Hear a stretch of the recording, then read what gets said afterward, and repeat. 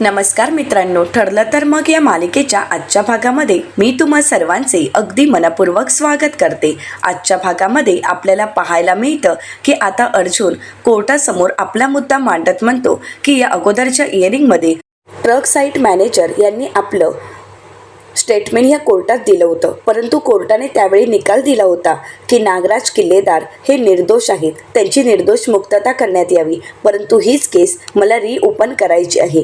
आता हे ऐकल्यानंतर ॲडव्होकेट भालेराव ऑब्जेक्शन घेत म्हणतात, ऑब्जेक्शन माय लॉर्ड, माझे वकील मित्र ॲडव्होकेट अर्जुन सुभेदार यांना मला सांगायचं आहे की कोर्ट त्यांच्या मर्जीनुसार चालत नाही आणि कोर्टाने एकदा निकाल दिला की त्यानंतर ती केस रिओपन करू शकत नाही। हे ॲडव्होकेट अर्जुन सुभेदार यांना माहीत नाही आहे का? आणि तसंही रिओपन केल्यानंतर अजून वेगळं काय घडणार आहे? तसं बघायला गेलं तर माझे असशील नागराज किल्लेदार एक प्रतिष्ठित व्यक्तिमत्व आहे, मग अशा प्रतिष्ठित व्यक्तिमत्वाला तुम्ही अशा कोर्टाच्या फेऱ्या घालायला लावू नका, एवढीच मी ॲडव्होकेट अर्जुन सुभेदार यांना विनंती करत आहे। तर आता अर्जुन आपलं स्टेटमेंट देत म्हणतो, जे तुम्ही प्रतिष्ठित व्यक्ती म्हणत आहात, तुमचे असशील नागराज किल्लेदार हे एक प्रतिष्ठित व्यक्ती असले तरी त्यांच्या मागे एक गुन्हेगारी व्यक्तिमत्व लपलेलं आहे आणि तेच मला जगासमोर आणायचं आहे। मिलॉर्ड, माझ्याजवळ असे काही पुरावे आहेत की त्यामुळे नागराज किल्लेदार यांचं सत्य कोर्टासमोर अख्ख्या जगासमोर येऊ शकतं आणि म्हणूनच मला परवानगी मिळावी की त्यांचे जे पुरावे मला सापडले आहेत ते कोर्टासमोर सादर करण्यासाठी। तर त्यावेळी कोर्ट अर्जुनच्या बाजूने निकाल देत आता कोर्ट अर्जुनला पुरावे सादर करण्यासाठी परवानगी देतं। आता ॲडव्होकेट भालेराव यांची बोलतीच बंद झालेली असते, तर अर्जुन आपलं पुढचं स्टेटमेंट देत म्हणतो, मिलॉर्ड, या केसचे मुख्य साक्षीदार म्हणजेच प्रतिमा किल्लेदार यांची खोटी डेड बॉडी ज्या नर्सने यांना मिळवून दिली होती, त्या नर्सचं नाव आहे सुनीता काकडे, यांना विटनेस बॉक्समध्ये बोलावून घेण्याची मी परवानगी मागत आहे। आता हे नाव ऐकल्यानंतर नागराज मात्र पूर्णपणे घाबरून गेलेला असतो। तर इकडे पुन्हा एकदा ॲडव्होकेट भालेराव ऑब्जेक्शन घेत म्हणतात, ऑब्जेक्शन माय लॉर्ड, प्रतिमा किल्लेदार यांची खोटी डेड बॉडी आणि या केसचा नक्की काय संबंध आहे? मिलॉर्ड, हा खेळ फक्त दिशाभूल करण्याचा प्रयत्न यासाठीच केला जात आहे। तर आता अर्जुन आपलं स्टेटमेंट देत म्हणतो, प्रतिमा किल्लेदार आणि हा अपघात या दोन्ही गोष्टींचा एकच संबंध आहे मिलॉर्ड, कारण या दोन्ही गुन्ह्यांच्या मागे एकच व्यक्ती आहे आणि ती व्यक्ती आहे नागराज किल्लेदार। खरं तर प्रतिमा किल्लेदार यांचा शोध थांबावा यासाठीच नागराज किल्लेदार यांनी खोटी डेड बॉडी अरेंजही केली होती आणि म्हणूनच मला नर्स सुनीता काकडे यांना विटनेस बॉक्समध्ये बोलावण्याची परवानगी मिळावी। आता अर्जुन त्याचा मोबाईल पाहतो, परंतु अजूनपर्यंत चैतन्याचा काही मेसेज आलेला नसतो आणि म्हणूनच अर्जुन विचार करत म्हणतो, महिपतने काही डिसिजन घेतला आहे की नाही, कारण अजूनपर्यंत चैतन्याचा काहीच मेसेज आलेला नाही आहे। तर कोर्टात फरमाना सोडला जातो की सुनीता काकडे हजर हो, त्यावेळी सुनीता काकडे यांना कॉन्स्टेबल कोर्टात हजर करतात। आता सुनीता काकडे कोर्टामध्ये विटनेस बॉक्समध्ये येताच अर्जुन त्यांना प्रश्न करत म्हणतो, बोला तुमचं नाव, व्यवसाय? तर त्यावेळी सुनीता काकडे आपला परिचय देत म्हणतात, मी सुनीता काकडे, मी सिटी हॉस्पिटलमध्ये नर्स म्हणून कार्यरत होती, परंतु गेल्या 2 वर्षापासून मी माझ्या घरीच आहे, परंतु 2 वर्षापूर्वी मी सिटी हॉस्पिटलमध्ये नर्सचं काम करत होते। तर आता अर्जुन म्हणतो, सिटी हॉस्पिटल म्हणजे तेच ना ज्या हॉस्पिटलमध्ये 2 वर्षापूर्वी प्रतिमा किल्लेदार यांची खोटी डेड बॉडी देण्यात आली होती? त्यावेळी सुनीता काकडे सत्य बोलत म्हणतात की हो। तर त्यानंतर अर्जुन त्यांना प्रश्न करत म्हणतो, तुमच्या हॉस्पिटलला दिवसाला किती डेड बॉडी येतात? तर आता सुनीता काकडे म्हणतात 10 ते 12। तर आता अर्जुन म्हणतो, त्यातील एक डेड बॉडी तुम्हीच मॅनेज केली होती ना? तर सुनीता काकडे म्हणतात की हो, मला माहीत होतं की तो गुन्हा आहे, ते चुकीचं आहे, परंतु त्यावेळी मला पैशाची गरज होती आणि म्हणूनच ते काम मला करावं लागलं आणि ती डेड बॉडी मला द्यावी लागली। तर आता अर्जुन प्रश्न करत म्हणतो, पण ती डेड बॉडी तुम्ही कोणाला दिली होती? तर त्यावेळी सुनीता काकडे नागराजकडे हात दाखवत म्हणतात, मी या माणसाला डेड बॉडी दिली होती, नागराज किल्लेदार यांना। आता हे ऐकल्यानंतर अर्जुन कोर्टाला म्हणतो, पॉईंट टू नोटेड मिलॉर्ड। तर त्याचवेळी ॲडव्होकेट भालेराव ऑब्जेक्शन घेत म्हणतात, ऑब्जेक्शन माय लॉर्ड, सुनीता काकडे यांच्या बोलण्यावर कसा विश्वास ठेवावा? कारण सुनीता काकडे यांनी जरी पैशासाठी हे काम केलं असलं तरी कशावरून त्यांनी ती डेड बॉडी नागराज किल्लेदार यांनाच दिली आहे? कशावरून सुनीता काकडे यांनी हे काम नागराज किल्लेदार यांच्यासाठी केलं? कारण या व्यक्तीने तर आत्तापर्यंत असंख्य नोकऱ्या बदलल्या आहेत, असंख्य हॉस्पिटलमधून त्यांना काढण्यात आलं आहे. मग यांच्या बोलण्यावर विश्वास तरी कसा ठेवावा? तर अर्जुन म्हणतो, हो, ॲडव्होकेट भालेराव यांना पुरावा हवा आहे, पुरावा आणि तो पुरावा मी कोर्टासमोर देईन. असं म्हणत आता अर्जुन कोर्टाला पेनड्राईव्ह दाखवत म्हणतो की हा आहे तो पेनड्राईव्ह ज्या दिवशी प्रतिमा किल्लेदार यांची खोटी डेड बॉडी हॉस्पिटलच्या बाहेर काढण्यात आली होती त्या दिवशीचं हे फुटेज आहे. या फुटेजमध्ये आपल्याला दिसून येईल की प्रतिमा किल्लेदार यांची खोटी डेड बॉडी देणारी व्यक्ती ही सुनीता काकडेच होती आणि घेणारी व्यक्ती नागराज किल्लेदार होती. असं म्हणत आता अर्जुन तो पेनड्राईव्ह कोर्टाकडे देतो. इकडे मात्र प्रिया पूर्णपणे घाबरून गेलेली असते. आता कोर्ट जज साहेब ज्यावेळी तो पेनड्राईव्ह लावून पाहतात त्यावेळी त्यातील फुटेज पाहतात तर सुनीता काकडे हिचा चेहरा स्पष्ट दिसत असतो, परंतु नागराज काकांची पाठ असल्यामुळे ते स्पष्ट दिसत नसतं की ते नक्की कोण आहेत. तर अर्जुन आपलं स्टेटमेंट देत म्हणतो, या व्हिडिओमध्ये आपल्याला 2 व्यक्ती दिसत आहेत. या फुटेजमध्ये दिसणाऱ्या 2 व्यक्तींपैकी एक व्यक्ती आहे सुनीता काकडे तर दुसरी व्यक्ती आहे नागराज किल्लेदार. असं म्हणत अर्जुन आपलं स्टेटमेंट संपवतो. तर आता ॲडव्होकेट भालेराव ऑब्जेक्शन घेत म्हणतात, ऑब्जेक्शन माय लॉर्ड. ॲडव्होकेट अर्जुन सुभेदार कोणत्या आधारावर सांगतात की ती दुसरी व्यक्ती नागराज किल्लेदार आहे? कारण या फुटेजमध्ये धड त्या व्यक्तीचा चेहराही दिसत नाही आहे, ती व्यक्ती कोण आहे हेही दिसत नाही आहे. सगळं काही अस्पष्ट असताना सुद्धा ते कशाच्या जोरावर नागराज किल्लेदार यांच्यावर आरोप करत आहेत. मला सुनीता काकडे यांना काही प्रश्न विचारण्याची परवानगी मिळावी. आता जज साहेब ॲडव्होकेट भालेराव यांना प्रश्न विचारण्याची परवानगी देतात. त्यावेळी ॲडव्होकेट भालेराव सुनीता यांना प्रश्न करत म्हणतात, सुनीता काकडे, तुम्ही माझ्या अशिलावर खोटे आरोप का करत आहात? त्यावेळी सुनीता आपलं स्टेटमेंट देत म्हणतात, नाही वकील साहेब, मी जे बोलत आहे ते खरं बोलत आहे. नागराज किल्लेदार यांनाच मी ती डेड बॉडी अरेंज करून दिली होती आणि नागराज किल्लेदार यांनी त्या बदल्यात मला खूप सारे पैसे दिले होते. मला पैशाची गरज होती आणि म्हणूनच मी त्यांचं काम केलं होतं. तर ॲडव्होकेट भालेराव आता उलट प्रश्न करत म्हणतात, मग कशावरून आत्तासुद्धा तुम्ही पैसे घेऊनच ही खोटी साक्ष देत नसाल? तुम्ही पैशासाठी काहीही करू शकता. मग आतासुद्धा तुम्ही पैशासाठीच हे काम करत असाल आणि म्हणूनच ॲडव्होकेट भालेराव कोर्टाला विनंती करत म्हणतात, मी कोर्टाला विनंती करतो की सुनीता काकडे पैशासाठी काहीही करू शकतात. आज त्यांची साक्ष आहे ती पैशासाठीही दिलेली असावी आणि म्हणूनच ही साक्ष ग्राह्य धरली जाऊ नये. तर आता जज साहेब तो पॉईंट लिहून घेतात.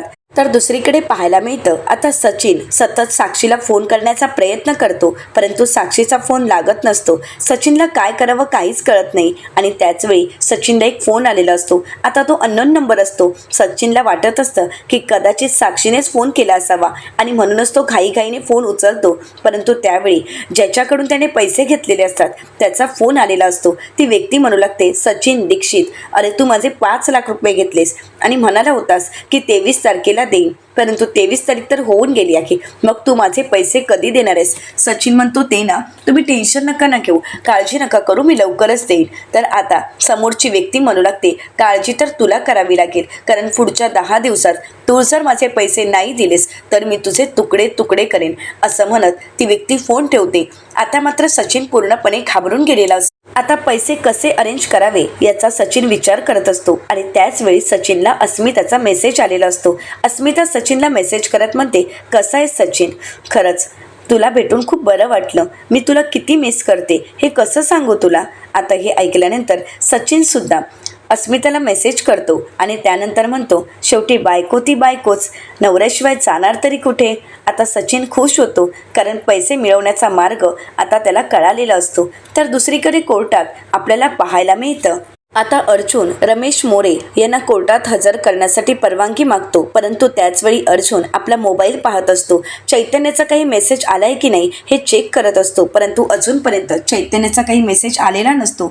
तर कोर्टात फरमान सोडलं जातं की रमेश मोरे यांना कोर्टात हजर करावं. आता रमेश मोरे ज्यावेळी कोर्टात हजर होतात त्यावेळी आता अर्जुन त्यांना प्रश्न विचारायला सुरुवात करतो आणि म्हणू लागतो, रमेश मोरे, तुम्ही त्या साईटवर काम करत होता, मग नक्की त्यावेळी काय घडलं हे तुम्ही सांगाल का? तर रमेश मोरे यांना आठवतं की नागराज किल्लेदार यांनीच बाबूला तो ट्रक द्यायला सांगितलेला असतो आणि त्यांचा फोनही झालेला असतो. तर आता रमेश मोरे खडलेला प्रकार सांगत म्हणतात, मला एक फोन आला होता आणि जसा फोन आला तसं ठरल्याप्रमाणे मी माझ्या क्लायंटला गाडी दिली होती, ट्रक दिला होता, मॅनेज केला होता आणि त्यानंतर पुढे त्या ट्रकचा अपघातही झाला. पण या अपघाताला मला जबाबदार धरण्यात आलं आणि त्याच वेळी माझी नोकरी गेली. मी नोकरी शोधण्याचा खूप प्रयत्न केला आणि तरीसुद्धा मला नोकरी सापडली नाही. 4 वर्ष अशी गेलीत की माझ्या घरची परिस्थिती बिकट झाली. मला काय करावं काहीच कळत नव्हतं आणि तब्बल 4 वर्षानंतर मला नोकरी मिळाली. तर आता अर्जुन त्यांना पुढचा प्रश्न विचारणार,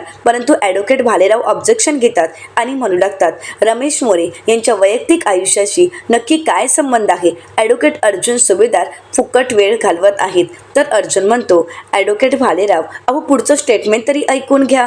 अहो पुढचं स्टेटमेंट ऐकून घेणं खूप महत्त्वाचं आहे. तर आता ॲडव्होकेट भालेराव यांची बोलतीच अर्जुनने बंद केलेली असते. तर अर्जुन पुढे रमेश यांना म्हणतो, पण ही नोकरी तुम्हाला कोणी दिली? तर रमेश म्हणू लागतात की ही नोकरी माझ्या एका जवळच्या मित्रानेच मला दिली. त्यावेळी अनेक जणांनी माझ्याशी संपर्क तोडला होता, परंतु 1-2 जण होते की जे माझ्या संपर्कात होते. परंतु ज्यावेळी हा अपघात घडला त्यानंतर मी पूर्णपणे डिप्रेशनमध्ये गेलो होतो. अर्जुन म्हणतो, पण तुम्ही आपली बाजू मांडण्याचा प्रयत्न केला नाही का?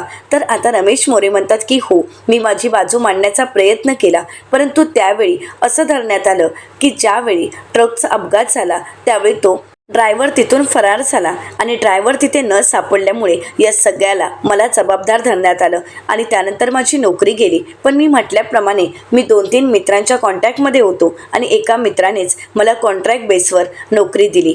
तर आता अर्जुन म्हणू लागतो, रमेश मोरे, त्यावेळी म्हणजे काळ जसा बदलतो तसं मोबाईलही बदलतात. तुमच्याकडे एवढा भारीचा महागडा मोबाईल घेण्याची परिस्थिती नव्हती, परंतु त्यावेळी तुम्ही सर्व कॉन्टॅक्ट्स हे तुमच्या डायरीत लिहून ठेवत होता, हो ना? तर रमेश मोरे म्हणतात की हो, जे काही महत्त्वाचे कॉन्टॅक्ट असायचे ते मी डायरीमध्येच लिहून ठेवायचो. आता अर्जुन रमेश मोरे यांची डायरीज कोर्टासमोर सादर करत म्हणतो, ही आहे रमेश मोरे यांची डायरी की ज्यामध्ये या डायरीत महत्त्वाचा नंबर म्हणून नागराज किल्लेदार यांचाही नंबर लिहिण्यात आला आहे. आता कोर्ट ज्यावेळी पाहतं, जज साहेब पाहतात, त्यावेळी फक्त नंबर नसतो तर नाव आणि ज्या तारखेला तो नंबर लिहिलेला गेला आहे ती तारीखही तिथे असते.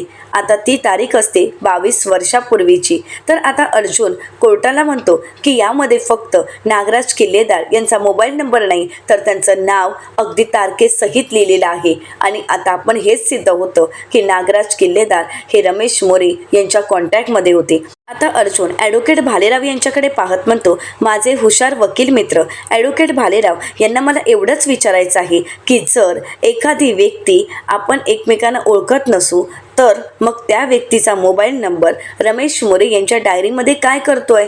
म्हणजे हा नंबर रमेश मोरे यांच्याकडे गेलाच कसा? याचं त्यांनी प्लीज उत्तर द्यावं. तर आता ॲडव्होकेट भालेराव आपलं स्टेटमेंट देत म्हणतात, एखाद्याचा नंबर डायरीत लिहिलेला असणं म्हणजे तोंड ओळखही असू शकते. यावरून असा निष्कर्ष काढू नये की माझे असशील नागराज किल्लेदार याने ट्रक साईडचे मॅनेजर मोरे यांना फोन करून हा अपघात घडवून आणला आहे. आता अर्जुन तोच मुद्दा उचलून धरतो आणि म्हणू लागतो, चला म्हणजे नागराज किल्लेदार आणि रमेश मोरे यांची अजिबातच ओळख नाही, तिथपासून आता त्यांची तोंड ओळख असेल इथपर्यंत तरी पोचला आहात तुम्ही ॲडव्होकेट भालेराव. असं म्हणत आता अर्जुनने ॲडव्होकेट भालेराव यांनाच त्यात अडकवलेलं असतं. तर अर्जुन पुढे म्हणतो, पुढचं सत्यही लवकरच बाहेर येईल ॲडव्होकेट भालेराव. तर त्यानंतर आता ॲडव्होकेट भालेराव आपलं स्टेटमेंट द्यायला सुरुवात करतात. तर इकडे अर्जुन आपला मोबाईल चेक करत असतो. अर्जुन चैतन्याच्या मेसेजची वाट पाहत असतो. तर ॲडव्होकेट भालेराव आपलं स्टेटमेंट देत म्हणतात, ॲडव्होकेट अर्जुन सुभेदार कोर्टाचा वेळ फुकट घालवत आहेत असंच मला वाटत आहे. फुकट पुन्हा पुन्हा तेच साक्षीदार समोर आणून ते उलट सुलट तपासणी करण्याचा प्रयत्न करत आहेत, परंतु यावरून काहीच सिद्ध होणार नाही. हा फक्त कोर्टाचा निव्वळ वेळ वाया जात आहे आणि म्हणूनच मी कोर्टाला विनंती करत आहे की माझे असशील नागराज किल्लेदार यांची निर्दोष मुक्तता करण्यात यावी. आता अर्जुन चैतन्याच्या मेसेजची त्याच्या फोनची वाट पाहत असतो. आता अर्जुनला जज साहेब म्हणू लागतात, ॲडव्होकेट सुभेदार, तुमच्याकडे जर काही ठोस पुरावा असेल तर तो पुरावा तुम्ही कोर्टाकडे सादर करावा. जर तुमच्याकडे जर कोणताही प्रकारचा ठोस पुरावा नसेल तर ही केस मी इथेच डिसमिस करेन. आता हे ऐकल्यानंतर नागराज आणि प्रिया या दोघांनाही खूप आनंद झालेला असतो. इकडे मात्र सायलीला धक्काच बसतो. आता अर्जुन चैतन्याची वाट पाहत असतो. आता अर्जुन कोर्टाला विनंती करत जज साहेबांना विनंती करत म्हणतो, मिलॉर्ड मला फक्त 5 मिनिटं हवी आहेत. आणि जज साहेब अर्जुनला परवानगी देतात. आता अर्जुन 5 मिनिटं चैतन्याची वाट पाहायची ठरवतो. आता अर्जुन नक्की कोणाची वाट पाहत आहे आणि नक्की कोणता पुरावा सादर करणार हे कोणाला काहीच कळत नसतं. परंतु अर्जुन मात्र खूप टेन्शनमध्ये असतो की आता नक्की पुढे काय करायचं, कारण अजूनपर्यंत चैतन्याचा मेसेज आलेला नसतो आणि महिपत शिकरेंनी नक्की आपलं डील मान्य केलं की नाही हेही अर्जुनला कळालेलं नसतं. दुसरीकडे सुभेदारांच्या घरी आपल्याला पाहायला मिळतं, पूर्णाची कल्पनाताईंना म्हणतात, नागराजने स्वतःला सोडवण्याची पूर्ण तयारी केली असणार, परंतु मला खात्री आहे की अर्जुन काहीही झालं तरी नागराजला बाहेर येऊ देणार नाही. तो काही ना काही नक्कीच पुरावे देईल आणि नागराजचं सत्य जगासमोर आणेल. तर आता कल्पनाताई म्हणू लागतात, खरं तर नागराज भाऊजींचा विषय नको असाच वाटतो, परंतु जोपर्यंत ही केस अर्जुनच्या हातात आहे तोपर्यंत हा विषय निघणारच. आता पूर्णाची आणि कल्पनाताई यांच्या या सगळ्यावर चर्चा चालू असते. अस्मिताला मात्र मेसेज आलेला असतो आणि तो मेसेज पाहून ती एकटीच हसत असते आणि त्यामध्येच हरवून गेलेली असते. आता विमलताई अस्मिताला आवाज देत म्हणतात, विमलताई तुम्हाला किती पोळ्या वाढू. परंतु अस्मिताचा काही लक्ष नसतो. कल्पनाताई अस्मितावर चिडतात आणि म्हणतात, अस्मिता अगं काय चाललंय, अगं जेवणाच्या वेळी जेव ना, का उगाच मोबाईल बघत बसली आहेस. अगं मोबाईल नंतर बघ, तुला काही जेवण हवंय की नको ते सांग ना विमलला. परंतु अस्मिताचा काही लक्ष नसतो. आता सचिनच्या मेसेजमध्येच ती हरवून गेलेली असते. अस्मिता म्हणू लागते, तू वाढ ना. तर त्याच वेळी आता सचिन आलेला असतो. सचिन आवाज देत म्हणतो, पूर्णाची मी येऊ का आत. तर अस्मिता खुश होते आणि म्हणू लागते, अरे ये ना आत, हे तुझंच घर आहे. आता मात्र कल्पनाताई अस्मिताकडे पाहतात. आता सचिन घरात येताच अस्मिताच्या समोर उभा राहतो. अस्मिता म्हणते, कसं आहे सचिन. तर सचिन म्हणतो, मी एकदम मस्त, परंतु माझ्या ब्युटिफुल वाईफसाठी मी काहीतरी घेऊन आलो आहे. असं म्हणत आता सचिनने आणलेला बुके आणि टेडी अस्मिताला दाखवतो. आता ते पाहून अस्मिता खुश होते आणि म्हणू लागते, खरंच किती छान आहे. आता फक्त मी नाही तर आपलं बाळही खुश होईल. खरंच मला खूप आवडलं आहे. तर कल्पनाताई अस्मितावर चिडतात आणि म्हणू लागतात, अस्मिता अगं हे काय चाललंय, तू सगळं काही विसरून गेली आहेस का. सचिन कशा पद्धतीने तुझ्यासोबत वागलाय, त्याने काय केलंय हे तुझ्या लक्षात नाहीये का. आता कल्पनाताई अस्मिताला त्या सगळ्या गोष्टीची आठवण करून देतात. अस्मितालाही ते सर्व क्षण आठवतात. परंतु त्यानंतर अस्मिताला आठवतं ते म्हणजे तिचं आणि सचिनचं बोलणं, सचिनला तिने भेटायला जाणं, हे सर्व क्षण तिला आठवतात. तर त्यावेळी आता अस्मिता कल्पनाताईंना म्हणते, मम्मा पूर्णाची मी काल सचिनलाच भेटायला गेले होते. आता हे ऐकल्यानंतर कल्पनाताईंना धक्काच बसतो. तर अस्मिता पुढे म्हणते की हो, मी काल सचिनला भेटण्यासाठी गेले होते. मी कुठल्याही मैत्रिणीला भेटायला गेले नव्हते. परंतु ज्यावेळी मी सचिनला भेटायला गेले त्यावेळी परत तो माझी माफी मागत होता आणि त्याचवेळी मी ठरवलं की आता सचिनला माफ करावं. जे काही घडलं ते सगळं काही विसरून जावं आणि पुन्हा एकदा सचिनला एक संधी द्यावी. कल्पनाताई म्हणतात, अस्मिता काय बोलतेस तू हे. तर पूर्णाची अस्मिताला म्हणतात, अस्मिता तू विचार केलायस ना आणि विचार करून निर्णय घेतलायस ना की समाज काय म्हणेल आणि बापाशिवाय बाळाचं काय होईल या गोष्टींचा विचार करून भावनेच्या भरात तू हा निर्णय घेतला नाहीयेस ना अस्मिता. असं म्हणत पूर्णाची अस्मिताला प्रश्न करतात. आता अस्मिता विचार करू लागते. तर पूर्णाची अस्मिताला म्हणतात, हा माणूस जरी तुझ्या आयुष्यात नसला तरी तुझं बाळ सुखी आनंदात आणि कायम हसत खेळत राहील ही संपूर्ण आमची जबाबदारी आहे अस्मिता. तर अस्मिता पूर्णाचींना म्हणू लागते, तरी सुद्धा बाळाला त्याचे वडील त्याच्यासोबत हवे आहेत. तर पूर्णाची अस्मिताला प्रश्न करत म्हणतात, पण कशावरून हा व्यक्ती तुला परत फसवणार नाही, परत दगा देणार नाहीये. तर कल्पनाताई अस्मिताला म्हणतात, अस्मिता जो माणूस इकडे तिकडे फिरत असतो ना त्या माणसावर कधीच विश्वास ठेवू नये, तो कधीही तुला दगा देऊ शकतो. तर पूर्णाजी म्हणतात, अस्मिता तुला कळतंय का. अगं आता काही काळ तो तुझ्याशी गोड बोलेल, गोड वागेल, परंतु त्यानंतर पुन्हा एकदा त्याचा पाय घसरला आणि पुन्हा एकदा तो त्याच मार्गाने गेला तर. आता अस्मिताला काय बोलावं काहीच कळत नाही. ती शांत असते. तर सचिन म्हणतो, पूर्णाजी असं काही विचार करू नका. अस्मी सोडून मी आता कुठल्या मुलीकडे पाहणारही नाही, आय प्रॉमिस. परंतु ना पूर्णाजींचा त्याच्या बोलण्यावर विश्वास असतो ना कल्पनाताईंचा. आता अस्मिता समोर येऊन उभी राहते आणि म्हणू लागते, मम्मा पूर्णाजी मला माहीत आहे सचिन चुकला आहे, परंतु एकदा व्यक्ती चुकली म्हणून ती व्यक्ती परत चुकेल असं तर नाही आहे ना. सचिन पुन्हा नाही चुकणार आणि जर तो चुकला तर त्याची सर्वस्वी जबाबदारी आणि होणारी जे काही परिणाम असतील ते भोगायला मी तयार आहे. तर कल्पनाताई म्हणतात अगं अस्मिता.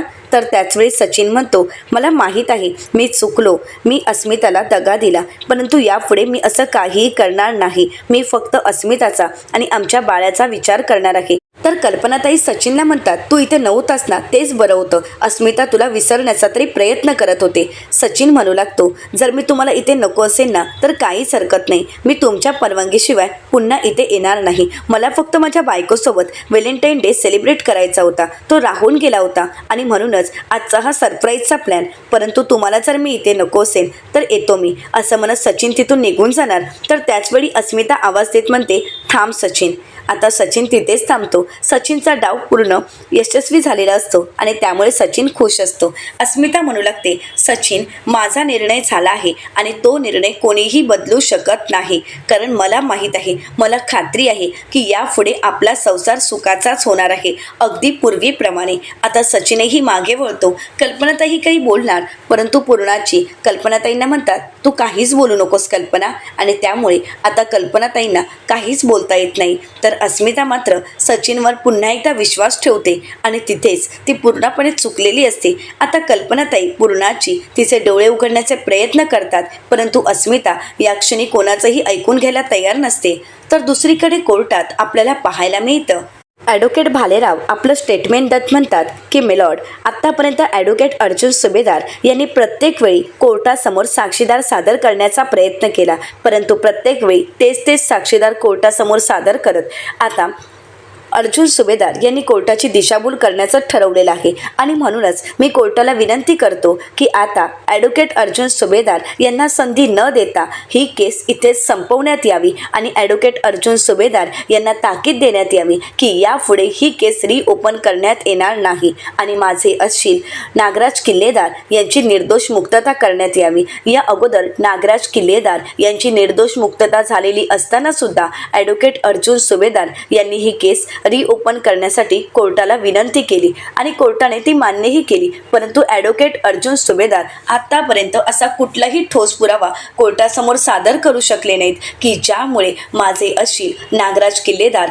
हे दोषी आहेत हे कोर्टासमोर सिद्ध होऊ शकलं. आणि म्हणूनच ॲडव्होकेट अर्जुन सुभेदार यांनी आतापर्यंत सादर केलेले पुरावे हे फक्त त्यांनी मॅनेज केलेले पुरावे आहेत असं मला तरी वाटतंय आणि कोर्टाने सुद्धा या गोष्टीचा विचार करावा. इकडे मात्र अर्जुन चैतन्याच्या फोनची वाट पाहत असतो, परंतु अजूनपर्यंत ना चैतन्याचा मेसेज आलेला असतो ना चैतन्याचा फोन आलेला असतो. आता रविराज सर अर्जुनकडे पाहतात आणि विचार करत म्हणतात अर्जुनची पुढची खेळी नक्की काय आहे, नक्की तो कोर्टात कोणाला सादर करणार आहे, काय झालं असेल नक्की, अर्जुन एवढा शांत का आहे. आता रविराज सरांनाही काही कळत नसतं. तर आता अर्जुनने मागितलेली 5 मिनिटं ही संपत आलेली असतात. तर त्यावेळी जज साहेब अर्जुनला म्हणतात ॲडव्होकेट अर्जुन सुभेदार, आत्तापर्यंत तुम्ही कोर्टासमोर असा कुठलाही ठोस पुरावा सादर करू शकला नाही की ज्यामुळे हे सिद्ध होऊ शकेल की नागराज किल्लेदार दोषी आहेत, ते गुन्हेगार आहेत. अर्जुन सुभेदार, अजून तुम्हाला कोर्टासमोर कोणता पुरावा सादर करायचा आहे का. तर अर्जुन म्हणतो की हो, आता मला कोर्टात महिपत शिकरे यांना बोलवायचं आहे. आता हे ऐकल्यानंतर ॲडव्होकेट भालेराव पुन्हा एकदा ऑब्जेक्शन घेत म्हणतात ऑब्जेक्शन माय लॉर्ड, महिपत शिकरे यांना या अगोदर सुद्धा कोर्टात हजर केलं गेलं होतं, परंतु महिपत शिकरे यांनी काहीही सांगितलं नाही. मग पुन्हा तोच चेहरा आम्ही बघायचा आहे का.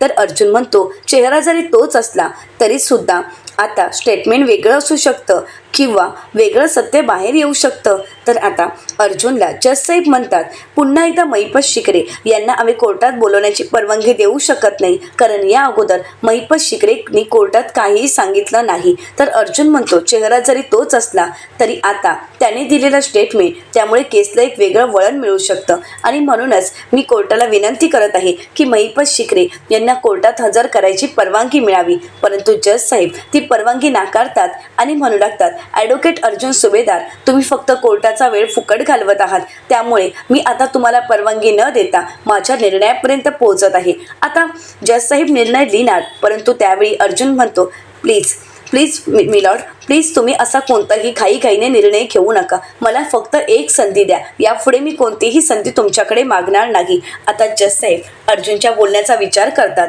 आणि अर्जुनला म्हणतात, तुम्ही एक प्रतिष्ठित वकील आहात आणि म्हणूनच मी तुम्हाला एक संधी देत आहे, परंतु यापुढे तुम्हाला संधी मिळणार नाही. अर्जुन म्हणतो, काहीच हरकत नाही. तर आता महिपत शिकरेंना कोर्टात हजर करण्याचा फरमान सोडला जातो. आता महिपत शिकरेंना कोर्टात हजर करताच अर्जुन त्यांना प्रश्न करत म्हणतो, महिपत शिकरे, तुम्हाला या केसबद्दल काही बोलायचं आहे का? महिपत शिकरे काहीच बोलत नसतात.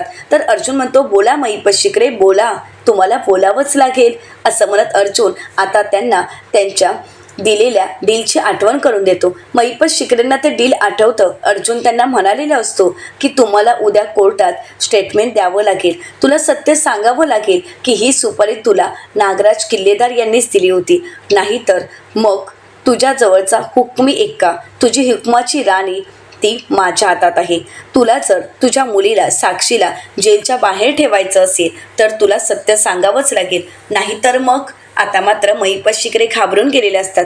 काय करावं त्यांना काहीच कळत नसतं. अर्जुन त्यांच्या बोलण्याची वाट पाहत असतो. तर येणाऱ्या पुढील भागात आपल्याला पाहायला मिळतं अर्जुन केस जिंकल्यामुळे तो खुश असतो, परंतु ज्यावेळी नागराज किल्लेदार त्याच्या समोर येतात त्यावेळी ते म्हणू लागतात, ॲडव्होकेट अर्जुन सुभेदार आणि तुझं कुटुंब, तुम्हा सगळ्यांनाच वाटत असेल की ही केस जिंकून तुम्ही खूप मोठं काम केलं आहे किंवा तू जिंकलायस, परंतु असं नाही आहे. तुझ्या घरातील खूप मोठं सत्य आहे की जे सत्य तुम्हाला अजूनही माहीत नाही, पण ते सत्य मला माहीत आहे. पण मी ते तुम्हाला सांगणार नाही, कारण मला सुद्धा हा खेळ रंगताना पाहायचा आहे आणि तुमचं घर उद्ध्वस्त होताना. आता नागराजच्या या बोलण्याचा अर्जुन, सायली, रविराज सर आणि घरातील सर्वच जण विचार करू लागतात. आता हे सत्य शोधण्यामध्ये अर्जुनला यश मिळेल का? अर्जुन या सत्यापर्यंत पोहोचू शकेल का? हे पाहणं अतिशय रंजक ठरणार आहे. मित्रांनो, अशाच मालिकांचे नवनवीन अपडेट पाहण्यासाठी चॅनलला नक्कीच सबस्क्राईब करा. आजचा व्हिडिओ तुम्हाला कसा वाटला हे कमेंट करून नक्कीच कळवा. आजचा हा व्हिडिओ जर आवडला असेल तर व्हिडिओला लाईक करायलाही विसरू नका. व्हिडिओ पाहिल्याबद्दल तुम्हा सर्वांचे अगदी मनपूर्वक धन्यवाद.